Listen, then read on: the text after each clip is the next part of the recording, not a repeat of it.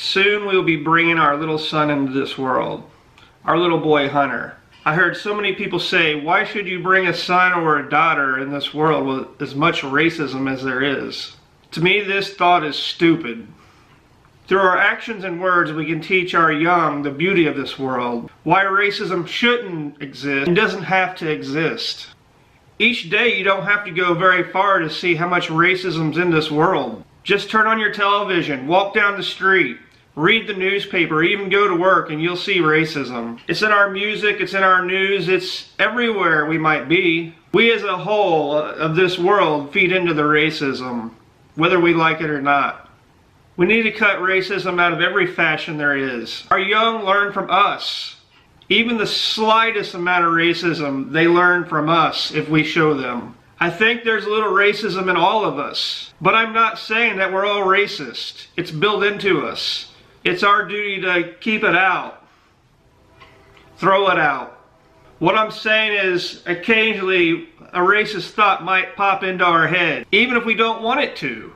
You ever drove through a bad part of town and had that thought, you know, man, I might be in this neighborhood or I might be in that neighborhood. Just because they're a different race, you feel threatened. That's crazy. Have you ever been around other people that speak other languages and be like, man, I wish they would speak English? That's kind of a racist thought in my opinion. Or well, this group of people does this because they're white, or this group of people does this because they're black. That's a racist thought. That's crazy. I've been guilty of all these things I speak of in the past. I really have. Many of you have too. But we can cut this out. Even if we don't want these pop in our heads, they do. We just need to cut these out. Do you have the strong enough mind to keep these out so that our children doesn't see these? Do you want your young to grow up as a racist or have racial thoughts? I don't. We need to do everything in our power to teach our young not to be racist. That's how we stop this. There are racist people in every race. I don't care if you're black, white, brown, or any color in between, there's racists in every group. I don't understand groups like White Lives Matters, Black Lives Matters, any of these groups that divide us. When you're setting a certain race to a side, you're dividing us. You're being racist. I don't care what you say. In my opinion, that's racism. You are dividing colors. Walking down the street, yelling, burning things, being all crazy, you know, tearing up your neighborhood, yelling stuff that separates us. That's being racist. It's crazy. This behavior is actually making it worse. Just like the media makes it worse. The media is terrible. Fighting over statues. I mean, that's just crazy. And saying all the police are bad. That's just crazy. That's not the answer. Do you know what the answer is? Do you? The answer is the way we bring up our next generation of kids. That's the answer. Thoughts we teach our children is way more important than running around burning, looting, feeling sorry for ourselves, acting crazy. That's just being idiots. These actions our young see. They see. These actions that they see are putting horrible thoughts in these early young minds. This in return will keep the cycle of racism going. It will. We got to change the mind of our young to fix this racism problem. We need to teach our young to respect everybody, no matter what race, what color, where you come from. We need to teach them to respect. Respect is one of the keys. We can learn from each other.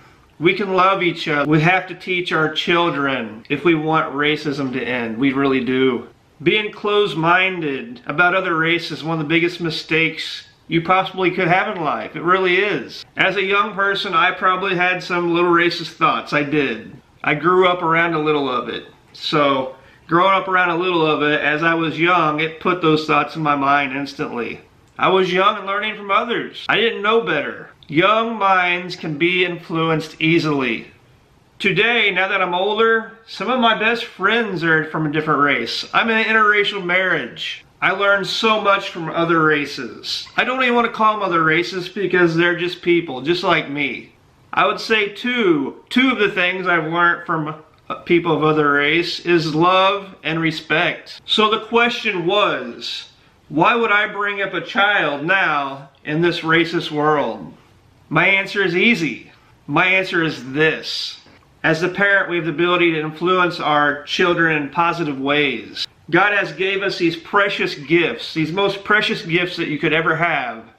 He gave us the ability to shape these beautiful minds, these young minds of our young. Remember, they learn from our words, our action, and what we say every day. They learn, they pick up. No matter if we're paying attention, they're seeing us. They're repeating us. They want to be like us. We can show them how beautiful people are. It doesn't matter what color of skin, where you came from, what culture. We can show them that race doesn't. We can show them that race doesn't even matter. We can show them. This is the key. Remember, color is only skin deep. It really is. It's just color. This stuff that's happening in this world is crazy. Crazy. Just plain crazy. This is why, this is answering the question that I was asked. Why would I bring a child in this world? Because we can change it. We can change it.